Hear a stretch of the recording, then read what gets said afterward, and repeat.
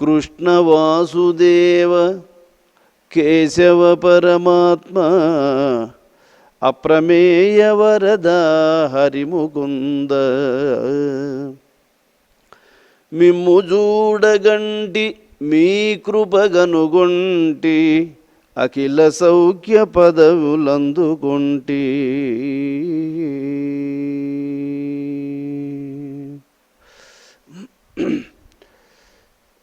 సర్వేశ్వర సర్వోత్తమ సర్వవ్యాపార సాక్షి సర్వాధార సర్వజ్ఞ సర్వతోముగ సర్వాధిష్టానభూత సర్వాధార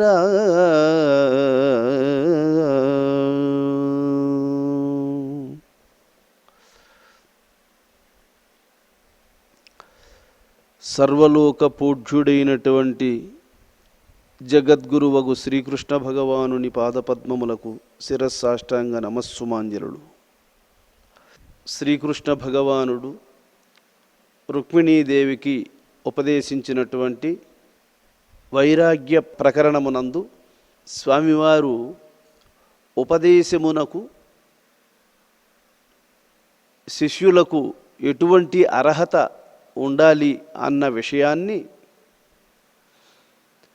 ఇప్పుడు మనం వినబోతూ ఉన్నాం. మహావైరాగ్యశాలి అయినటువంటి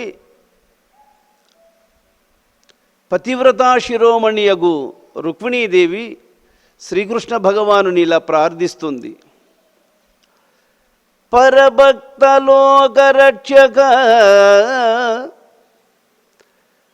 పరిపరి విధములను నిన్నే ప్రార్థించదా నా మొరవిని సతి అని త్రోయక కరుణించుయునాదు జన్మ కడతేర్చదగు.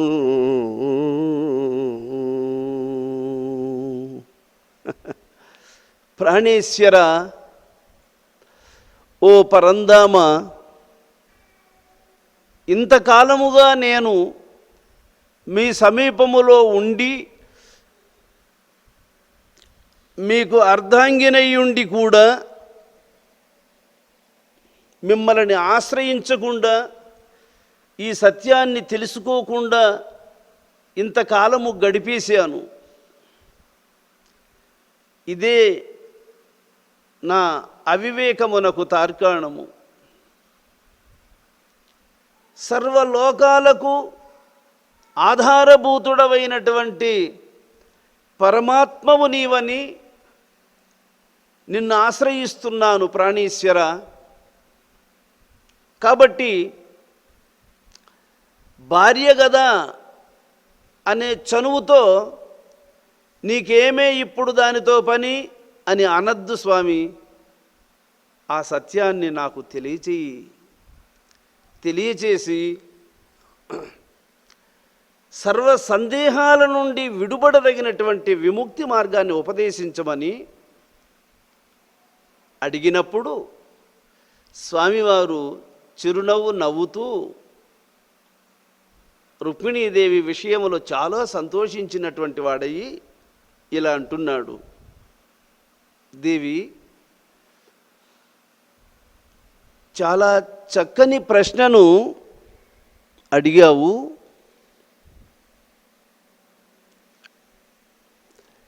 ఇదియు సద్గురునకు విధితంబుగాని కడమాన మానవులు కనుగొనగలేరు.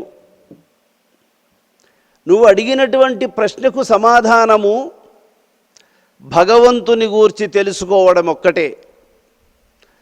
భగవంతుని గూర్చి తెలుసుకోవాలి అంటే తెలియజేయదగినటువంటి సమర్థుడెవరు అని విచారిస్తే సద్గురువు ఒక్కడే.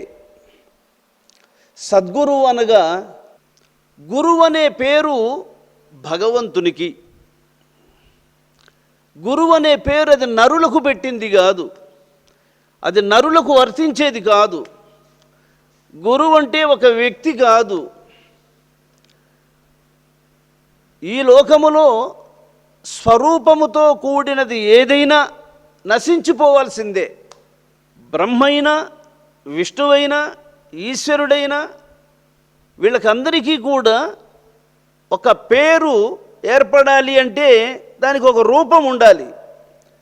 రూపం ఉన్నప్పుడే దానికి పేరు కూడా ఏర్పడుతుంది. రూపం ఉన్నప్పుడు అది కాలములో ఉత్పత్తి స్థితి నాశనములను పొందుతుంది. ఉత్పత్తి స్థితి నాశనములతో కూడినది ఏది శాశ్వతమైనది కాదు. శాశ్వతమైనది కాని వాటిని అన్నిటినీ దేవుడు అనడానికి లేదు. అసలు దేవతా స్వరూపము అంటే శాశ్వతమైనది అని అర్థం. శాశ్వతమైనటువంటి దానికి దేవత్వం అనేటువంటి పేరు. గురు బ్రహ్మ గురోర్విష్ణు గురుర్దేవో మహేశ్వర గురు సాక్షాత్ పరబ్రహ్మ తస్మై శ్రీ గురవే నమః. ఆయన బ్రహ్మకు గురువు, విష్ణువుకు గురువు, దేవతలకు గురువు, సమస్త సృష్టికి గురువు. ఆ గురువు ఎవరు?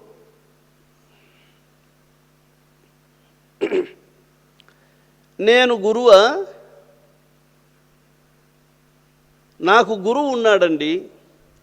నాకు గురువు ఉన్నప్పుడు నేను ఏమవుతా? శిష్యుణ్ణి. మరి మా గురువు కేశవానంద స్వామి గురువని భావిస్తే వారికి కూడా సుబ్బదాస యోగేంద్రులు వారు గురువుగా ఉన్నారు. ప్రతి గురువు శిష్యుడే. ఇలాగ విచారిస్తూ పోండి ముందుకు.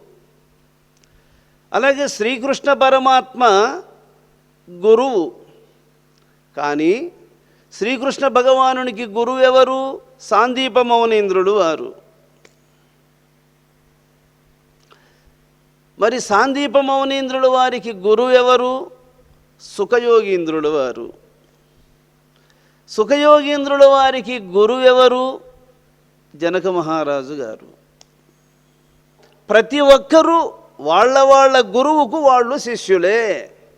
అందరూ శిష్యులే. గురువు ఎవరు? గురువు యొక్క స్వరూపం ఏంది? అసలు గురువు అంటే ఎవరు? ఆయన ఒక వ్యక్తి కాదు. సమస్త సృష్టికి, సమస్త లోకములకు ఏ కాలములో కానీ, ఏ యుగములో కానీ, ఏ కల్పములో కానీ ఒక స్వరూపాన్ని ధరించుకునేవాడు కాదు ఆయన. ఆయన ఒక అపరిమితుడు, పరిమితుడు కాదు. అందుకే ఉషేన్ బ్రహ్మేంద్ర స్వాముల వారు దేవులకు దేవుడు అచల దేవుడోయమ్మ ఈ జీవులకు దేవుడై నెలకొన్నడే కొమ్మ. దేవులకు దేవుడు అచల దేవుడై ముల్లోకములకు ఆవగిల్జాస్థలములేకను ఆవరించుకయున్నవాడు. దేవులకు దేవుడు అచల దేవుడోయమ్మ ఈ జీవులకు దేవుడై నెలకొన్నడే కొమ్మ అంటాడు. అంటే అచలము దేవుడు. అచలము అంటే ఏమి? చలనము లేనిది, అంటే కదలిక లేనిది. అట్లా కదలిక అనేది ఎప్పుడు ఏర్పడుతుంది అంటే, ఒక వస్తువు కదలాలి అంటే ఈ సైడు కాస్త ఖాళీ ఉంటేనే అది కదులుతుంది, కదలడానికి అవకాశం ఉంటుంది. అసలు సందేహం లేకుండా బ్రహ్మాండమే పిక్కటిల్లేటట్లు సూది మోపిన పాది మొదలు సూర్యచంద్రుల కావలీవల పాదుకొని పరిపూర్ణ బ్రహ్మము పదిలమైనది కదలదిదిగో. సూది మోపిన పాది మొదలు సూర్యచంద్రుల కావలీవల పాదుకొని పరిపూర్ణ బ్రహ్మము పదిలమైనది కదలదిదిగో. దేవులకు దేవుడు అచల దేవుడోయమ్మా, ఈ జీవులకు దేవుడై నెలకొన్నడే కొమ్మ. సూది మోపడానికి కూడా తగినంత ప్లేసు కూడా ఖాళీ లేకుండా ఆవహించి ఉన్నటువంటి సత్యము కనుక దానికి అచలమని పేరు. ఆ అచలమైనటువంటి స్వరూపమునకే బయలని పేరు. అది మరుగుండలేదు. ఒకవేళ మరుగు ఉంది అంటే దాన్ని కప్పబడేది ఒకటి ఉంటేనే కదా మరుగు ఉంటుంది. ఒక వస్తువు మరుగులో ఉంది అని అంటే దాన్ని ఇంకొకటి కప్పుకొని ఉంటేనే కదా అది మరుగున ఉంటుంది. అందువల్ల దాన్ని ఆవహించేది ఇంకొకటి లేదు. అందువల్ల దాన్ని మరుగులు లేదు కాబట్టి దాన్ని బట్ట బయలు అనేసినారు వాళ్ళు. దాన్ని ఇంకొకటి ఆవహించేది లేదు. ఆహాహాహా, అందువల్ల దాన్ని బట్ట బయలు అన్నారు. అది కదలడానికి ఎక్కడ గ్యాప్ లేదు కాబట్టి దాన్ని అచలము అనేసారు. ఏది అచలంగా ఉందో, ఏది బయలై ఉందో, ఏది అంతటా వ్యాపించి ఉందో దాన్ని నువ్వు రాముడన్నా అనుకో, కృష్ణుడని అనుకో, ఏ దేవుని పేరైనా అనుకో, తప్పేముంది. ఇప్పుడు మా నాయనకుండే పేరే మీ నాయనకు కూడా ఉండాలని ఏముంది? వాళ్ళ నాయన పేరు వేరువేరుగా ఉంటుంది, అంతే కదా. అయితే పేరైతే తండ్రి అనే పేరు అందరికీ ఒకటే. నాకు మా నాన్నకి ఏ పేరున్నా ఆయన నాకు తండ్రి, మీ నాన్నగారికి ఏ పేరున్నా నీకు ఆయన తండ్రి. తండ్రి అనే పేరు మాత్రం ఒకటే. తండ్రులకు ఉండే పేర్లు వేరు కావచ్చు. అలాగే భగవంతుడు ఒక్కడే. ఆ భగవంతుడే గురువు. ఆ గురువుకే అచలమని, పరిపూర్ణమని, బయలని, ఆకారరహితుడని, నామరూపరహితుడని, గుణరహితుడని, నిర్గుణుడని, ఇన్ని పేరులతో మహాత్ములు సూచించారు ఆయన్ను. ఆయనే ఇట్టివాడు అని చెప్పడానికి మహాత్ముల నోరు కూడా మోగబోయింది. అందుకే సర్వ వేదములకు చివర ఏం చెప్పారు మన పెద్దలు అంటే వేదాంతము. వేదములన్నీ ఏ మహాసత్యమును సూచించి దాన్ని వర్ణించలేక మౌనం వహిస్తున్నాయో, సర్వ వేదములకు వర్ణనలకు అందనటువంటి యొక్క స్వరూపం ఏదైతే ఉందో దానికి గురుస్వరూపం అని పేరు. అంతటి నిగూఢమైనటువంటి యొక్క స్వరూపాన్ని ఈ లోకములో ఒక మానవ శరీరాన్ని ధరించుకొని కర్మపాశముల చేత బంధింపబడి ఉన్నటువంటి ఈ జీవులకు అనంతమైనటువంటి యొక్క సుఖాన్ని, ఆద్యంతరహితమైనటువంటి ఆ పరబ్రహ్మాన్ని, బ్రహ్మాదులకు కూడా ఆ ఉనికిని గుర్తించడానికి మేధస్సు చాలదు. అంతటి యొక్క ఆ పరబ్రహ్మ స్వరూపాన్ని ఈ మానవులకు తెలుసుకోగలిగిన కెపాసిటీ వీళ్ళకు ఉందా? ఆ జ్ఞానం వీళ్ళకు ఉందా? అంతటి పరిశోధన వీళ్ళకు వీలవుతుందా? ఏం చేస్తే వీలవుతుందని వీళ్ళు పరితపించి పరిశోధన చేస్తే మాత్రము పరిశోధనలన్నీ మనసున్నవానికే, కానీ మనస్సు దాని అంచుకే పోలేదు. ఏమి మనస్సు ఇంద్రియాదులలో ఒకటి. ఇంద్రియాదులతో కూడినటువంటి శరీరముతో అనుబంధం కలిగి ఉండేది మనస్సు. ఇంద్రియాతీతమైనటువంటి ఆ పరవస్తువును తెలుసుకోవడానికి మనస్సుకు సామర్థ్యం లేదు. మనస్సుకు సామర్థ్యము లేదు. మరి మనస్సుకు అతీతమైనటువంటి సత్యాన్ని తెలుసుకోవడం ఎలా సాధ్యమవుతుంది? అందుకోసమై గురువు కావాల్సి వచ్చింది. మరి గురువు ఎట్టివాడు కావాలి అంటే ఆ హుసేన్ బ్రహ్మం అంతటి వాడు, ఆ కాదర భగవాన్ అంతటి వాడు, ఆ కేశవానంద యోగిచంద్రుల వారు అంతటి వాళ్ళు ఆ సత్యము యొక్క స్వరూపులు. వాళ్ళు ఆ సత్యమును ఏ విధంగా బోధిస్తే వీళ్ళు అందుకుంటారో మన మనస్సు యొక్క కెపాసిటీని గుర్తించి మనకు ఏ మోడల్లో అందిస్తే మనం అందుకోగలుగుతామో అలాగా మనం గుర్తించదగినటువంటి మార్గములో మనకు అందించదగినటువంటి నేర్పెరిగినటువంటి మహాత్ములు వాళ్ళు. 1వ క్లాసు వానికి ఏం చెప్పాలి, 5వ తరగతి వానికి ఏం చెప్పాలి, 10వ తరగతి వానికి ఏం చెప్పాలి, ఎవడు ఏ క్లాసులో ఉన్నాడో వానికి ఏం తెలియజేయాలి అనేది ఉపాధ్యాయుడు అట్లా గుర్తిస్తాడో, మరి గురువులకందరికీ గురువు అయినటువంటి బ్రహ్మవేత్తలు కూడా అలా తెలిసి శిష్యులకు ఎవరికి ఏం చెప్పాలనో ఆ విధానాన్ని వాళ్ళు తెలియజేస్తారు. అటువంటి గురువును గుర్తించేవాడు అదృష్టవంతుడైనటువంటి శిష్యుడు. గురువు ఇంతటి వాడని గుర్తించాలి అంటే అరే ఎన్ని జన్మల పుణ్యం ఉంటే అది సాధ్యమవుతుంది. ఆహా, పుణ్యజన్మాలను వేల కొలది జన్మాలు, కొన్ని వేల జన్మాలలో పుణ్యకార్యాలు చేసి భగవంతుని కోసం పరితపించి పరితపించి పరితపించి పరితపించి చిట్ట చివరికి సర్వము వాసుదేవుడే అని చింతించు జ్ఞాని దుర్లభుండు వాడు మహాత్ముడు అర్జున. సర్వం విష్ణుమయం జగత్, ఈ సమస్తము భగవదాధీనమై ఉంది. భగవంతుని యొక్క స్వరూపమే ఈ జగత్తు. ఈ భూమి ఆకాశముల మధ్య ఉన్న కంటికి కనపడుతూ ఉన్నటువంటి ప్రతి స్వరూపము ఆ చైతన్యం యొక్క చిద్విలాసంగా గుర్తిస్తాడు జ్ఞాని. వారి వారి యొక్క ప్రాప్తానికి తగినటువంటి జీవనాన్ని వాళ్ళు కొనసాగిస్తూ ఉన్నప్పటికీ వారి యందు అంతర్గతమై ఉన్నటువంటి ఆ పరమాత్మను జ్ఞాని గుర్తిస్తాడు.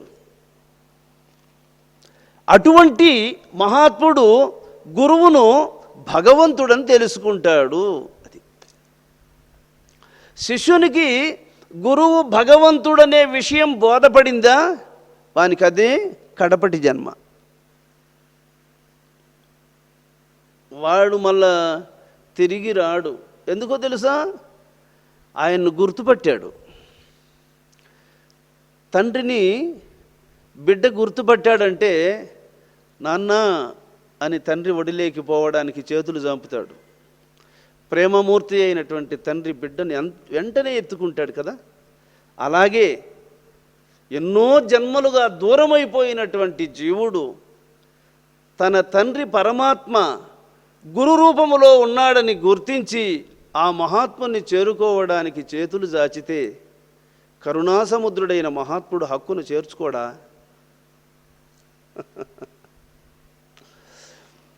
ఇది గురు శిష్యుల మధ్య ఉన్నటువంటి అనుబంధం. అందుచేత పరమాత్మ వేరు తాను వేరు కానటువంటి స్థితిని అందించదగినటువంటి స్థితి అది. అటువంటి స్థితిని శిష్యునికి అందించదగినటువంటి నేర్పరి గురువు. అద్దాన్నే చూసుకోలేనోడు అద్దంలో ఉండే ముఖాన్ని ఏం చూస్తాడు?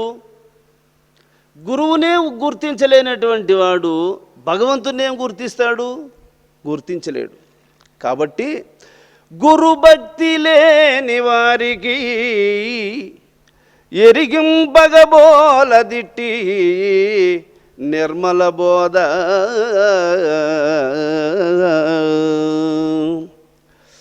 గురువు మీద ఒక పరిపూర్ణమైనటువంటి అనురాగం ఉండాలి.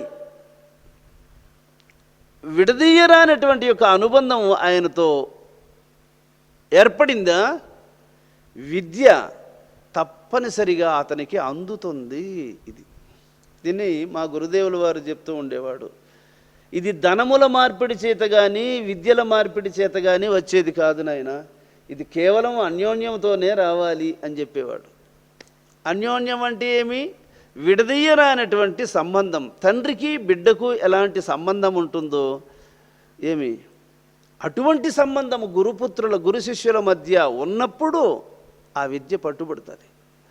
గురుభక్తి కుదిరియుండిన నరునకు ఉపదేశమీయనగు ఆర్యులకు. గురువు పట్ల ఎవరికి విశ్వాసం ఉంటుందో వారికి ఈ ఉపదేశం అనే వాక్యము ఫలిస్తుంది, రుక్మిణి, భువి ఎవరైనా కారణము పొందగా పెద్దలనాశ్రయించిన ప్రవిమల చూట్కి వారి నిజభావము శోధన చేసి దగు నవరసముల్కు భూతలమునందు వేయ పలించు సస్యముల్ చవిటి పొలంబు దున్నియును చల్లిన విత్తులు పండనేర్చునే.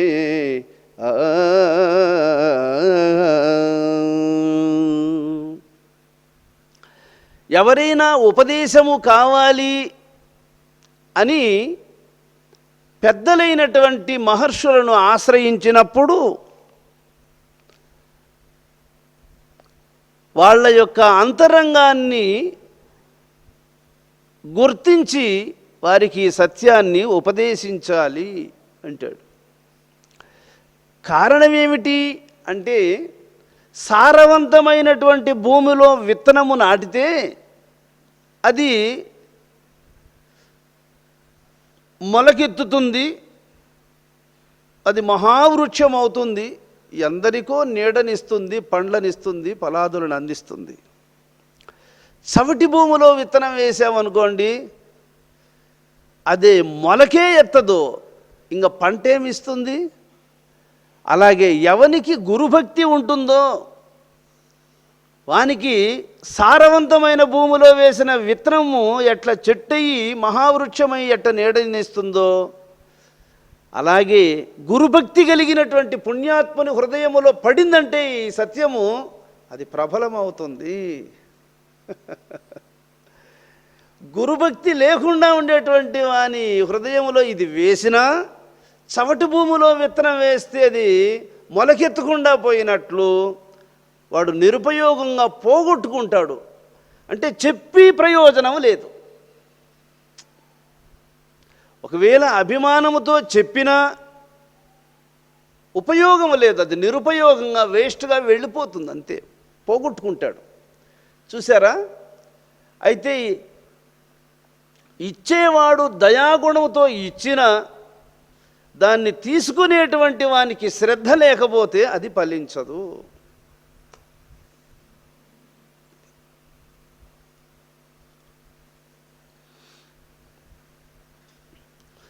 కాబట్టి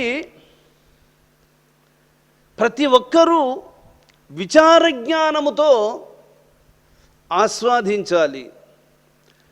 గురువు ప్రమాణము చేసి ఈ సత్యాన్ని ముఖాముఖిగా కాకుండా ఆయన చెవిలో భాష చేస్తున్నాడు అంటే అది ఎంత రహస్యం అండి.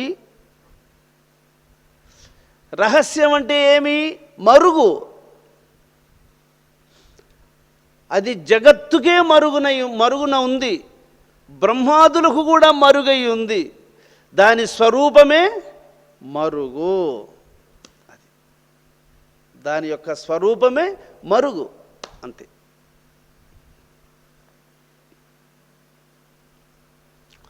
దాన్ని ఎవ్వరూ బయట పెట్టలేరు, సాధ్యం అవ్వదు, అదంతే.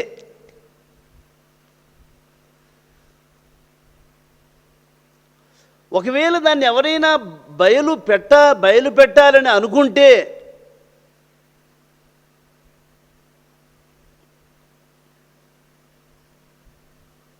దానికి ఉషేణ బ్రహ్మం గారు ఒక చోట చెప్పాడు, పరిపూర్ణమును నమ్మే పుణ్యులరుదు భువిలో ఎరిగే నందురు మరుగేరా అనేసాడు. నాకు పరిపూర్ణము తెలుసు అని ఎవడైనా అన్నాడు అంటే అది వానికి కూడా మరుగునుంది అనేసాడు ఒక మాట. అది తెలుసుకొని ఉంటే వాడు నాకు తెలుసు అని అనడు, నానబెట్టుకోడు. ఇంకాడ ఆ నా అనేది ఒకటి ఉంది అంటే దాని మరుగునే ఉందిరా అది. నా అనేది ఒకటి ఉంది అంటే ఆ నాకు మరుగునుంది అది. ఆ నాన్ తీసేసావనుకో నువ్వే దాని వరకు నుండిపోతావు. ఇంకా అది మరుగే. ఆ నాన్ తీసేసావా ఇంకా నువ్వు లేవు. ఏమయ్యావు? మరుగయ్యావు. దేనికి? సత్యముతో మరుగుపడి ఉన్నావు. అందుచేత పెద్దల ద్వారా ఈ సత్యాన్ని తెలుసుకోవాలి. మరి పెద్దలనగా ఎవరు? గారవమొప్ప పెద్దలనగా శతవృద్ధులు గారు, విద్యలను మీరిన వారు గారు, భువి మేటి నగంబులయంతలేసిన వారరయగారు, జ్యేష్ఠ కులమందు జనించిన వారు గారు, సోధారుని తమ్ముదా మెరుగు ధన్యులే పెద్దలు నిశ్చయంబుగా.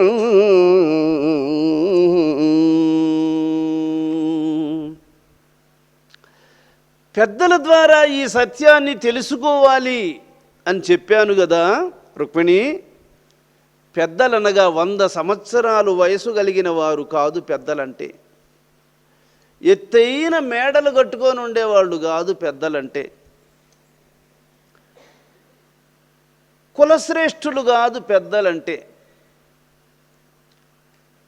విద్వాంసులు కాదు పెద్దలంటే. పండితులు కాదు. పెద్దలనగా తమ్ముదాము ఎరుంగు ధన్యులే పెద్దలిలం. నేనెవరు అన్న సత్యాన్ని గుర్తించినటువంటి మహాత్ములే పెద్దలు.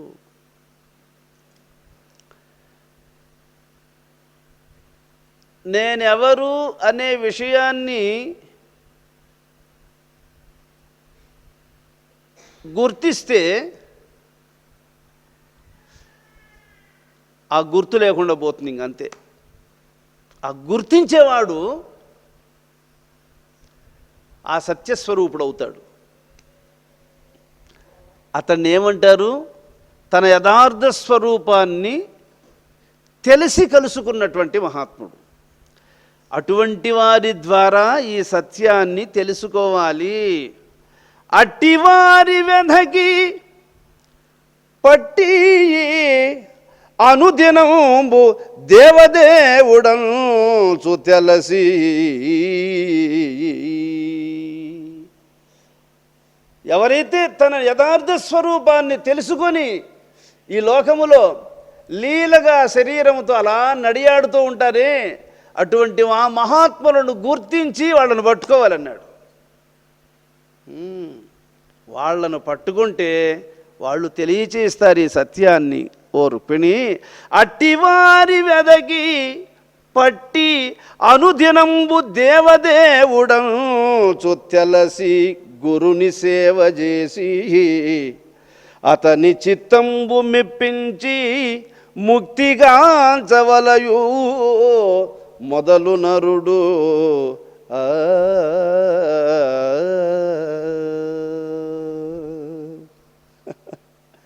అందుకదండి మహాత్ములు గురుదేవా నిన్నొక్కసారి చూడాలయ్యా, స్వామి నిన్ను ఒక్కసారి చూస్తే సర్వలోకాలలో గల దేవతలను అందరినీ దర్శించినంతకంటే ఫలితం కలుగుతుంది. నీవు నడియాడుతూ ఉన్నటువంటి యొక్క ఆ ఆశ్రమ ప్రాంగణములో ప్రవేశించగలిగితే ప్రపంచములో గల పుణ్యతీర్థాలన్నీ తిరిగి వచ్చినంత ఫలితం కలుగుతుంది. నీ పాదములు గడిగినటువంటి తీర్థాన్ని స్వీకరించగలిగితే సర్వతీర్థములను సేవించినంత ఫలితం కలుగుతుంది. నీ దివ్యములైనటువంటి ఆ వాక్కులను శ్రవణము చేయగలిగితే దేవతలు సాధించినటువంటి అమృతము కంటే మించినటువంటి వాగామృత ధారలతో తరించిన వారం అవుతాము. అటువంటిది నీ దర్శనము, నీ స్పర్శనము. అందువల్ల అవధూతోత్తమంటి నేడు నిన్ను డాయల్గంటి నీ వంటి విప్రవరు పేర్కొనిన దట భషితమౌ పాపంబు నా బోటికి భవదాలోకన భాషణ పద ప్రక్షాళన స్పర్శనాది విధానం బుల ముక్తి చేపడుట చింతింపంగనాచర్యమే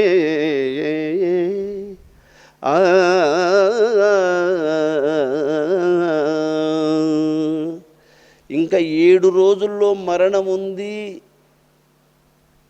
అట్టి సందర్భములో సుఖయోగీంద్రులు వారిని దర్శిస్తే పరీక్షణ్ మహారాజు పరవశించిపోయాడండి. మరణభీతి నుంచి బయటపడిపోయింది ఆయన మనస్సు. ఇక మరణం అనే దాన్ని మర్చిపోయాడు. ఆలోగా ముక్తిని అందించదగినటువంటి పరంధాముని గురువును చూచాడు. ఆనందపరవశుడయ్యాడు. గురుపాద పద్మములను ఆశ్రయించాడు.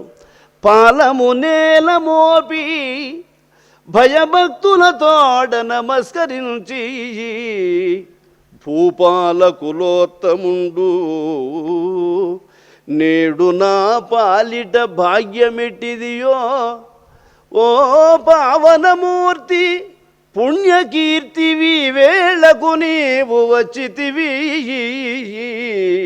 వివేకభూషణ దివ్య భాషణ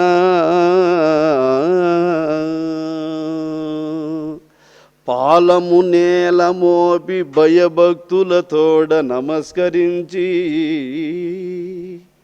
ఈ సప్తసాగరముల మధ్య ఉన్నటువంటి భూచక్రాన్ని పరిపాలించేటువంటి చక్రవర్తి అయిన పరీక్షణ్ మహారాజు సామాన్యమైనటువంటి వ్యక్తి కాదు.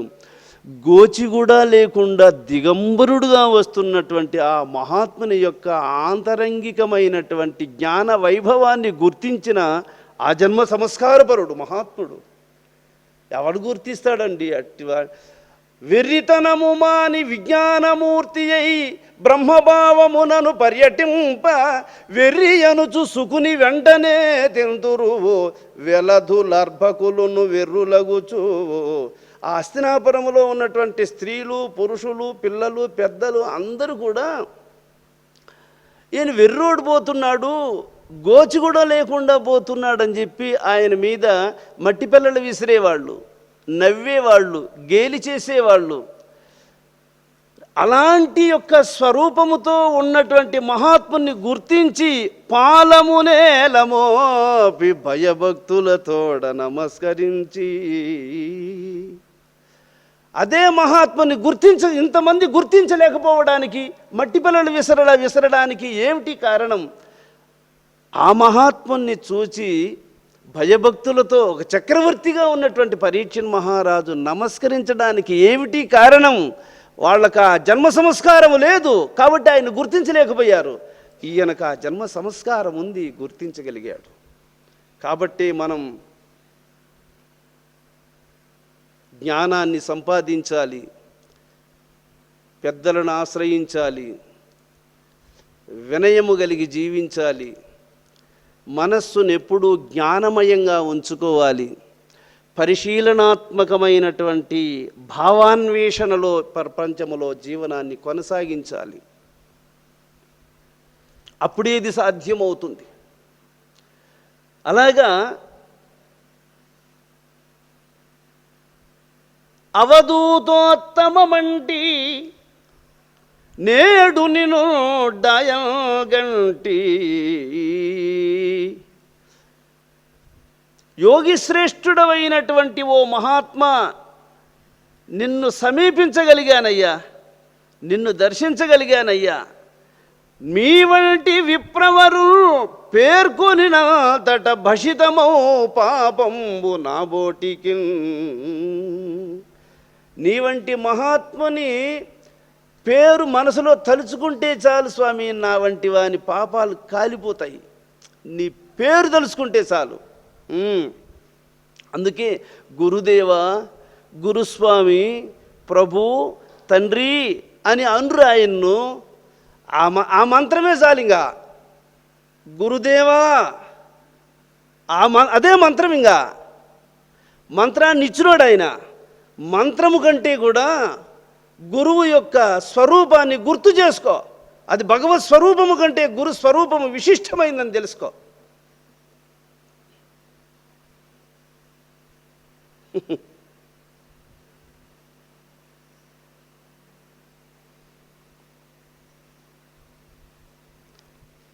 నా గుండె చాటు బాధ నీకు చెప్పాలయ్యా. నీ హృదయంలో ఉన్నటువంటి బాధ ఎవరికి చెప్తే తీరుతుంది చెప్పండి? దోవనబోయే వాళ్ళకి చెప్తే నీ కష్టాన్ని తీరుస్తారా? బంధువులకు చెప్తే తీరుస్తారా? కాబట్టి పరిపరి విధములను ప్రార్థించదా నా మొర విని సతియని త్రోయకనాదు జన్మ కడతీర్చదగు అంటుంది సాధ్వీమణి. నీ విట్టివాడవని తెలిసి ఆశ్రయిస్తున్నాను ప్రభో,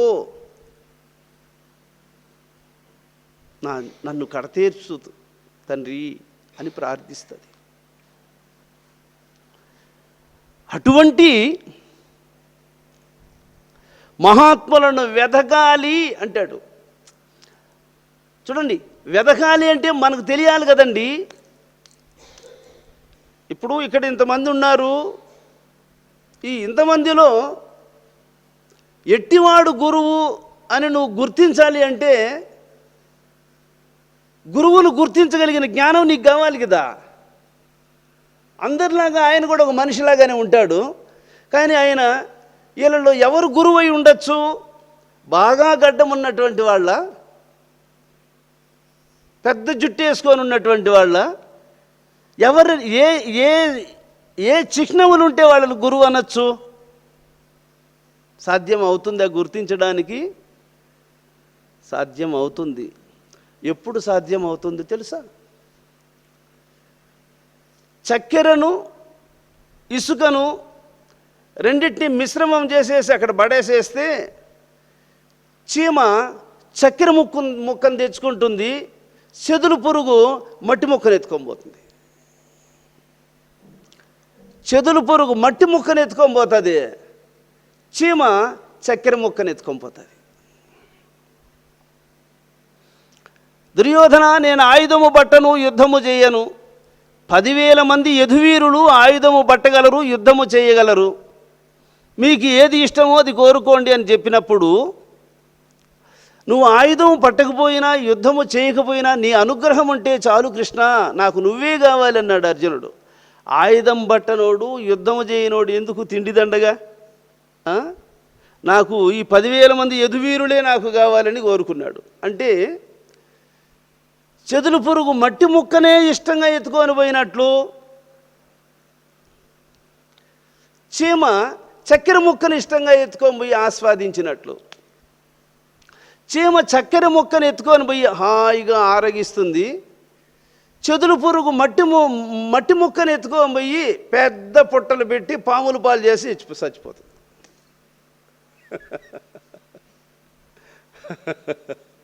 మట్టి ముక్కను ఎత్తుకొని పోతుంది, పెద్ద పెద్ద బొరియల్లో పెద్ద పెద్ద పుట్టలుగా పెట్టేస్తుంది, పాములు స్వాధీనం చేసేసి మరుగైపోతూ ఉంటుంది అది. కాబట్టి మట్టి ముక్కండి ఈ శరీరము.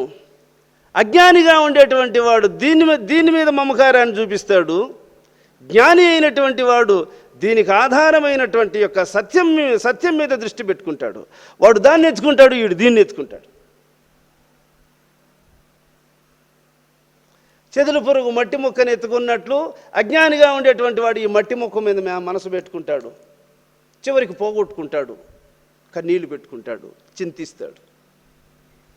జ్ఞాని అయినటువంటి వాడు దీని యందు ఉన్నటువంటి యొక్క చక్కెర ముక్క లాంటి సత్యాన్ని గుర్తించి ఆస్వాదించి ఆనందాన్ని అనుభవిస్తూ ఉంటాడు. కాబట్టి అట్టివారి వెధకి, అటువంటి వారిని వెతకాలి కదా నువ్వు.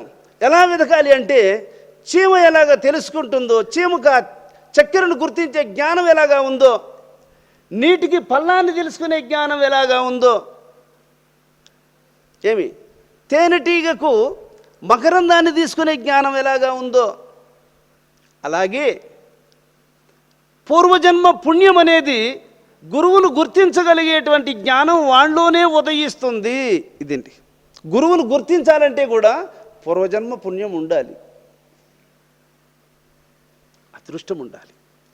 ఇప్పుడు నీళ్లకు పల్లాన్ని తెలుసుకునే గుణం ఉండదు చూడండి, పల్లమింటి వెళ్ళిపోతూ ఉంటుంది. అలాగే అసలు గురువు అంటే ఆయన్ను గుర్తించగలిగేటువంటి జ్ఞానము నాకు లేదు, ఓ పరమేశ్వర అటువంటి పరమ గురువును నాకు అనుగ్రహించు తండ్రి అని భగవంతుని ప్రార్థించు. తప్పకుండా ఆ భగవంతుడు తప్పకుండా అటువంటి మహాత్ముని సమీపానికి నిన్ను తీసుకొని పోతాడు, నిన్ను చేర్చేస్తాడు. నిజమైనటువంటి పరితాపం ఎవనికి ఉంటుందో వానికి భగవంతుడే, భగవంతునితో కనెక్షన్ ఉన్నటువంటి అవతారమూర్తి సమీపానికి వాడిని తీసుకుపోతాడు. ఇది ఆయన్ను వెతికి పట్టుకోవడం అంటే. అంతేగాని మూర్ఖుడుగా ఉండేటువంటి వాడు గురువును గుర్తించలేడు. అందువల్ల అట్టివారి వెదకి పట్టి అనుదినంబు దేవదేవుడంచు తెలసి గురుని సేవ చేసి అతని చిత్తంబు మెప్పించి ముక్తిగాంచవలయు మొదలు నరుడు.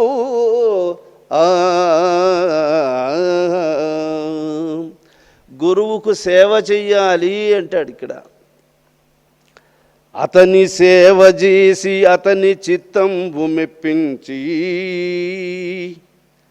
ముక్తిగాంచవలయు మొదలు నరుడు. గురువుకు సేవ చేసే విధానములో ఆయన శిష్యుణ్ణి గుర్తిస్తూ వస్తాడు. వీని మాటలు, వీని చూపులు, వీని చర్యలు, వీని నడక, వీడు చేసే స్నేహాలు, వీనికున్న అలవాట్లు, వీనికున్న భావశుద్ధి, ఇట్లన్నిటినీ గమనిస్తూ ఉంటాడు గురువు. గమనిస్తూ ఇతనిలో లోపల నాకు తల్లి, తండ్రి, గురువు, దైవము, సర్వస్వము నాకు నా గురువే అనేటువంటి భావము ఒక్కటి లోపల స్థిరంగా ఉన్నట్లయితే ఆ హృదయము వికసిస్తుంది. ఎవరికి గురుభక్తి ఉంటుందో వాని హృదయము వికసిస్తుంది. ఎప్పుడైతే హృదయము వికసిస్తుందో అప్పుడు వాని హృదయములో భగవత్ శక్తి ప్రవేశిస్తుంది. భగవత్ శక్తి ప్రవేశించి అతనిలో ఉన్నటువంటి అవగుణాలన్నిటినీ తొలగించేస్తుంది, అవగుణాలను తొలగిస్తుంది. అందుకు ఇక్కడ గురుభక్తి అనే పాయింట్ని ఎందుకు చెప్తాడంటే, గురువు ఎప్పుడు ఇందాక చెప్పుకున్నాము, ఆ గురువు అంటే అచల స్వరూపుడు. గురువు అంటే ఆయన పరబయలు స్వరూపుడు.